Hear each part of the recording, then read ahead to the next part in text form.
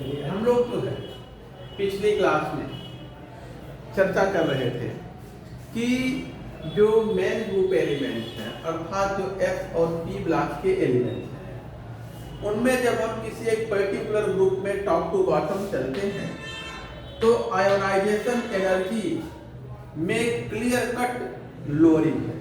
Ionisation energy में गिरावट स्पष्ट हमें देखने को मिलता है।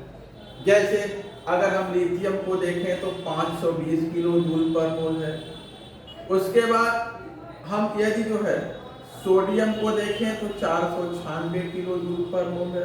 यानी स्पष्ट गिरावट हमें जो है यहाँ 413 किलो जूल है, 403 किलो जूल और 375 क्लियर कट लोअरिंग हमें आयोनाइजेशन एनर्जी में देखने को मिलती है। ये तो हम एस ब्लॉक में आए ग्रुप फर्स्ट के।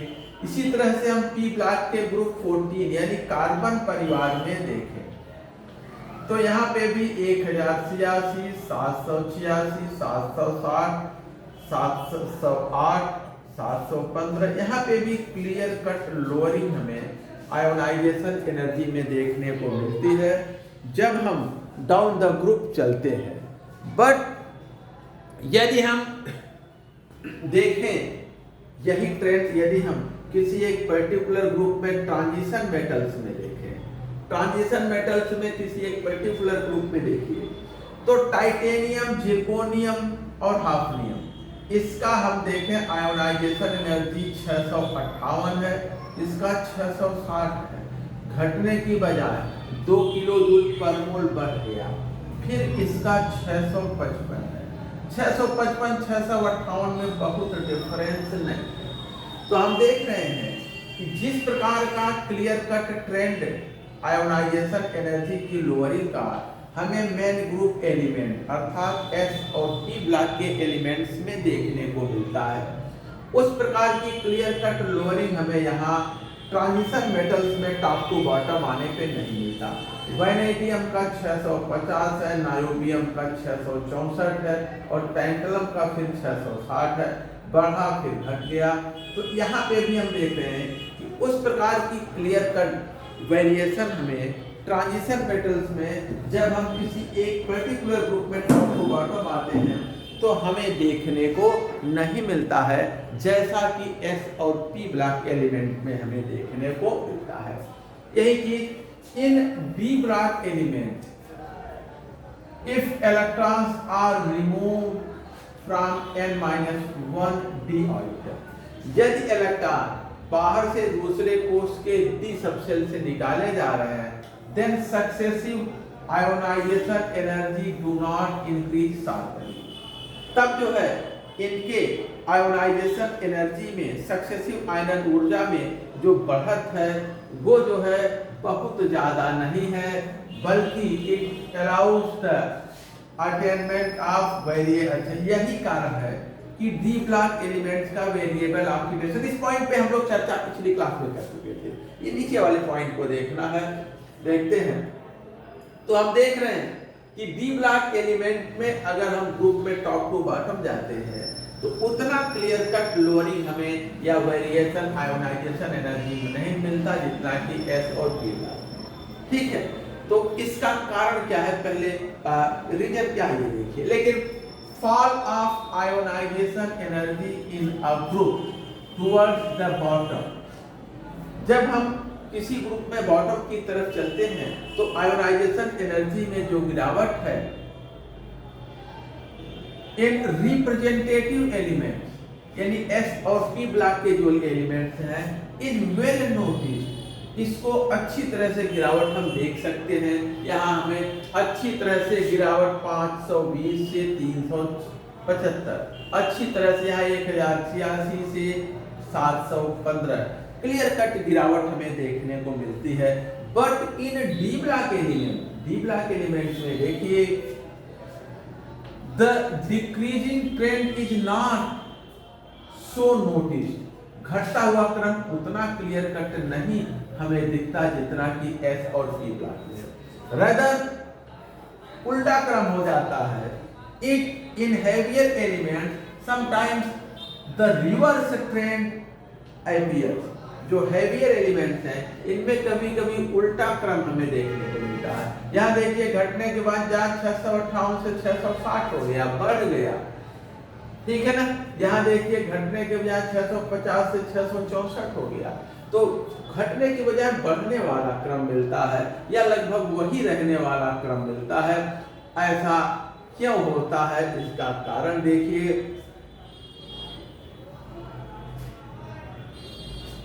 इसका कारण क्या है, जो डी और एफ ब्लॉक, जो डी और एफ ऑर्बिटल्स हैं उनका कंट्रैक्शन हो जाता है, जिससे जो है इफेक्टिव न्यूक्लियर चार्ज हाई हो जाता है। देखिए it arises due to both d and f contraction which produce high effective nuclear charge in the heavier element.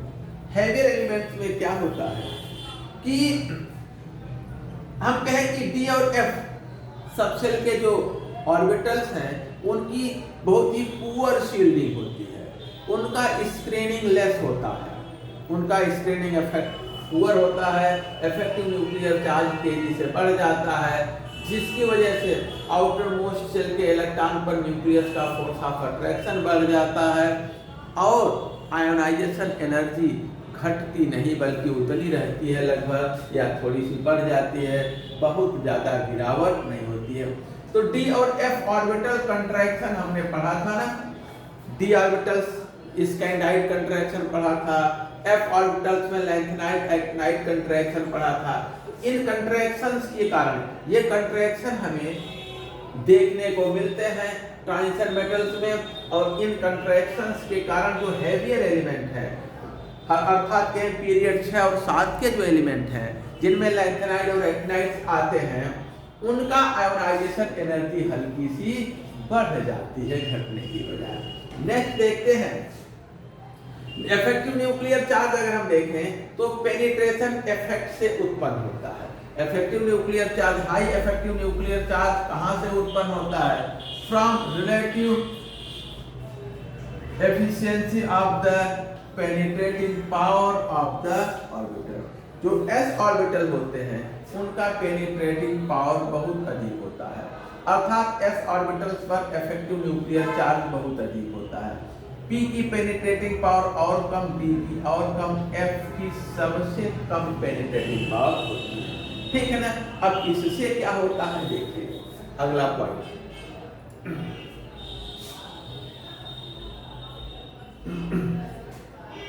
जैसे 4s और 4p जो ऑर्बिटल है, इनके अंदर जो है 3d होता है, इसके अंदर के सेल में 4d होता है। जो 5s और 4p के ऑर्बिटल्स हैं वो अंदर के जो d ऑर्बिटल्स हैं उनमें पेनिट्रेट कर जाते हैं, और इसी तरह से 4th और 5th पीरियड में ये चीज हमें देखने को मिलता है। अर्थात जो 4th पीरियड के एलिमेंट है उसमें 3d ब्लॉक 3d ऑर्बिटल होते हैं, 5th पीरियड के में s सबसेल के अंदर 4d होता है, और ये जो इन ऑर्बिटल हैं इनके जो ऑर्बिटल है या इलेक्ट्रॉन है वो 3d और 4d के अंदर पेनिट्रेट कर जाते हैं। और इसी तरह से जो 6s ऑर्बिटल है वो पेनिट्रेट कर जाता है किसमें? 5d और 4f में। इन सबसे क्या होता है? इसके पेनिट्रेट करने से क्या होता है? जो s सबसेल है उसका कंट्रैक्शन और d और f सबसेल का एक्सपेंशन हो जाता है। देखिए अलग से समझते हैं। देखिए जैसे ये न्यूक्लियस, ये न्यूक्लियस है, सपोज कर ले ये जो है d सबसेल है 3d, और ये जो है 4s है, ठीक है। 4s का जो इलेक्ट्रॉन है, 4s के इलेक्ट्रॉन के लिए अगर हम वेव फंक्शन इसका देखें, यानी इसकी प्रोबेबिलिटी डेंसिटी रेडियस के साथ प्रोबेबिलिटी डेंसिटी का वेरिएशन देखें r के साथ साई का, इसके वेव फंक्शन का probability density of electron Sai square का वेरिएशन देखें, तो देखिए यहाँ तो सबसे अधिक होगा, लेकिन उसके अंदर जो है ये एक नोड होता है, फिर 2 होता है, फिर 3 होता है और फिर ये चौथा।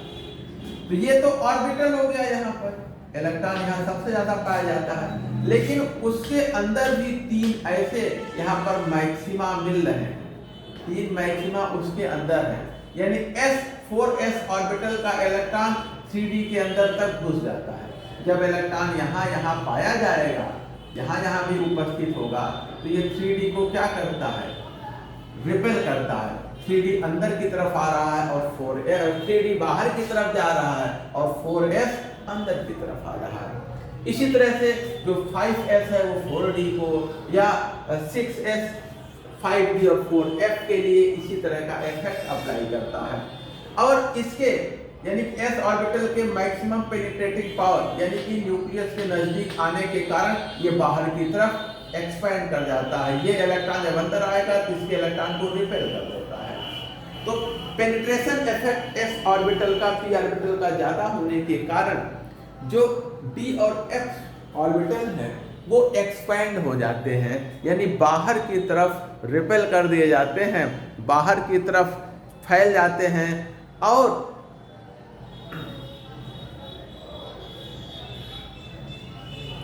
जो है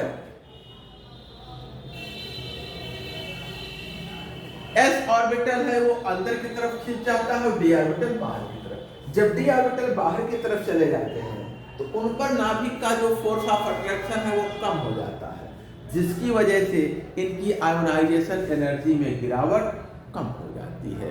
यानी जो गिरावट हमें मिलना चाहिए उतनी गिरावट नहीं मिलती है। अब आइए फिर से बैक होते हैं, देखिए वही चीज यहाँ पे हमने नोट्स में लिखा है, इसको देखिए। Among the heavier d block element, the n-2f and n-1d orbitals experience relativistic expansion। हमने बताया कि जो heavier elements हैं उनके अंदर का f बाहर से दूसरे कोष का f और बाहर से पहले कोष के d उपकोष के जो कक्षक हैं उनका थोड़ा सा फैलाव हो जाता है, एक्सपेंशन हो जाता है। वाइल जबकि जो s सबसेल के ऑर्बिटल्स हैं उनमें उनका क्या होता है, कंट्रैक्शन हो जाता है, अंदर की तरफ आ जाते हैं। It makes the ionisation from the ns orbital more difficult for the heavier element. बाहर का s उपकोष है वो अंदर की तरफ खींच आता है, अंदर का d और f उपकोष बाहर की तरफ चले जाते हैं, जिसके कारण s उपकोष से इलेक्ट्रॉन निकालना डिफिकल्ट होता है। और d और f उपकोष का अगर आप इलेक्ट्रॉन निकालना चाहते हैं तो इजी हो जाता है। नेक्स्ट देखते हैं अगला पॉइंट।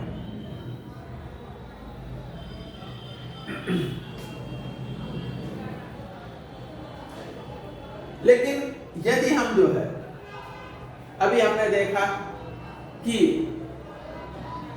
जब हम जो है किसी ग्रुप में टॉप टू बॉटम चलते हैं जो मेन ग्रुप एलिमेंट है तो आयोनाइजेशन एनर्जी में स्पष्ट लोअरिंग हमें मिलती है।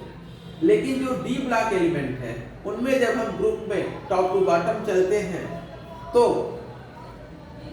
लैंथेनाइट और एक्टिनाइट कंट्रैक्शन, स्कैंडाइट कंट्रैक्शन के कारण जो निचले एलिमेंट हैं वहां पर आयोनाइजेशन एनर्जी घटने की बजाय बढ़ जाती है। ये कोई एक्सेप्शन नहीं है, ऐसा कोई अपवाद के कारण नहीं है, बल्कि ये रूल है डी ब्लॉक एलिमेंट के लिए।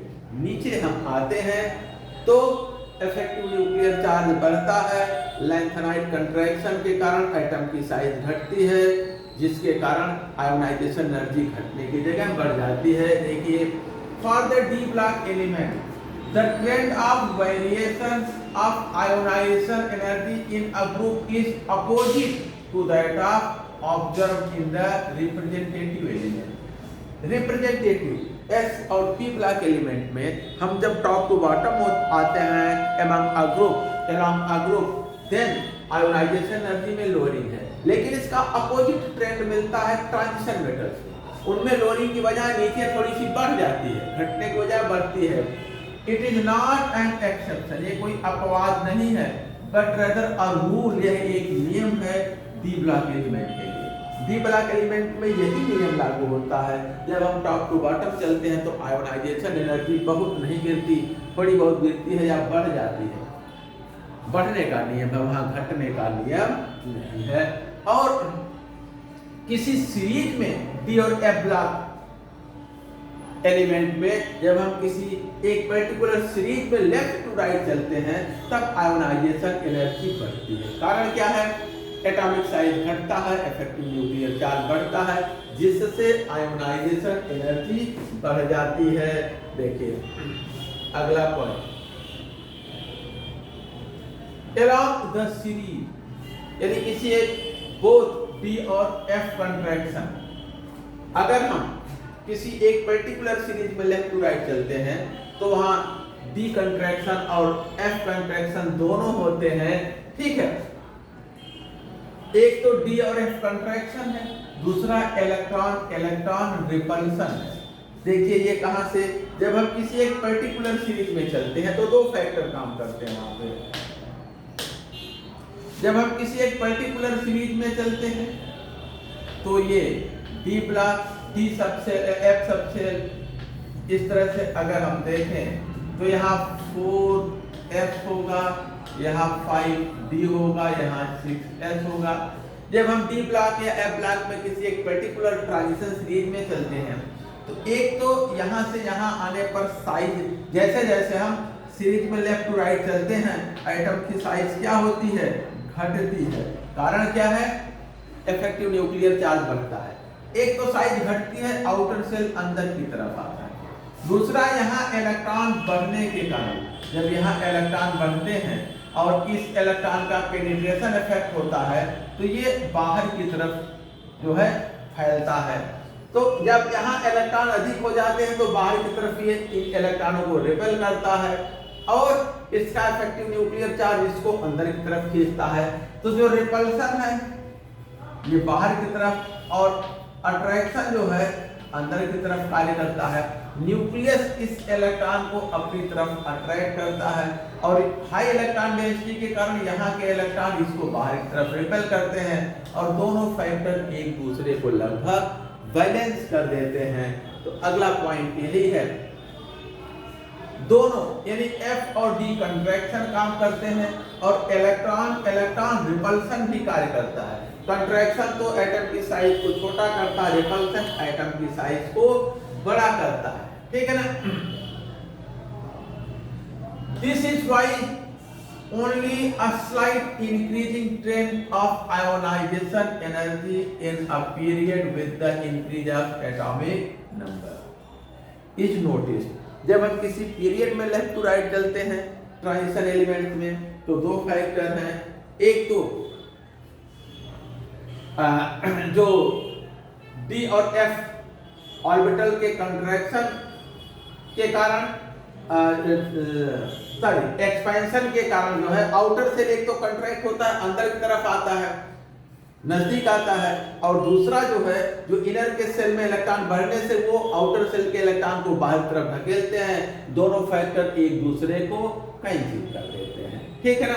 एक तो कंट्रैक्शन है लेंथेनाइट एक्टिनाइट, दूसरा इलेक्ट्रॉन रिपल्सन है, दोनों एक दूसरे को काउंटर बैलेंस कर देते हैं, जिसकी वजह से आयोनाइजेशन एनर्जी में बहुत ज्यादा चेंज हमें देखने को नहीं मिलता है। अगला पॉइंट आते हैं, जहां पर एक्स्ट्रा स्टेबिलिटी मिलती है, अर्थात जहां इलेक्ट्रॉन निकलने के बाद हाफ फिल या फुल फिल ऑर्बिटल बचता है, या ऑलरेडी हाफ फिल और फुल फिल ऑर्बिटल जहां ऑलरेडी है, तो यदि जो है कहीं से एक इलेक्ट्रॉन निकलने के बाद एक्स्ट्रा स्टेबिलिटी मिल जा रही है, जो आउटर मोस्ट सबसेल है या तो वो हाफ फिल में कन्वर्ट हो जा रहा है या फुल फिल में, तो इजी वे में इलेक्ट्रॉन निकलता है और आयोनाइजेशन एनर्जी लो होती है। देखिए जैसे अगर हम मैंगनीज को देखें, ठीक है, या जिंक को देखें, यहाँ पर जो है इसके अंदर 3D में 5 इलेक्ट्रॉन, इसके 3D में 10 है, यहाँ हाफ फिल इनर सबसेल है, तो इसका एक पहला दूसरा इलेक्ट्रॉन तो निकलेगा लेकिन जब तीसरा निकालना होगा तो बहुत ज्यादा एनर्जी हमें देनी पड़ेगी, एक हाइक हमें मिलता है जहाँ पे पहला दूसरा निकलेगा, तीसरा मुश्किल से निकलेगा। तो when extra stability is attained through the half fill or full fill